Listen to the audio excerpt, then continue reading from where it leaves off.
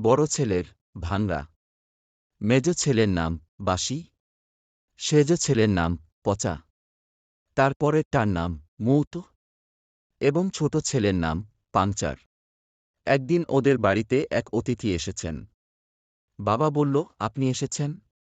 বসেন বসেন, ভাঙ্গা চেয়ারটো নিয়ে আয় তো। অতিথি বলল, না না, আমি বসব না। বাবা বলল, আরে না, বসুন, কয়টা ভাত তো খেয়ে যাবেন। বাসিই ভাত নিয়ে আয়। অতিথি বলল, না না, জাস্ট খেয়ে এসেছি, খাব না। বাবা বলল, কিছুই খাবেন না? তা হয় না, পচা দই নিয়ে আয়। অতিথি বলল, না না, দই খেলে আমার ঠান্ডা লেগে যায়, প্লিজ, আমি কিছু খাব না। বাবা বলল, তা কি হয়? কিছু না হোক, অন্তত এক গ্লাস জল তো খান। ওরে মুতে জলটো নিয়ে আয়। অতিথি বলল, আপনি থামুন মশাই। বাবা বলল, ইস, আপনি কিছুই খেলেন না, ভালো লাগছে না আমার।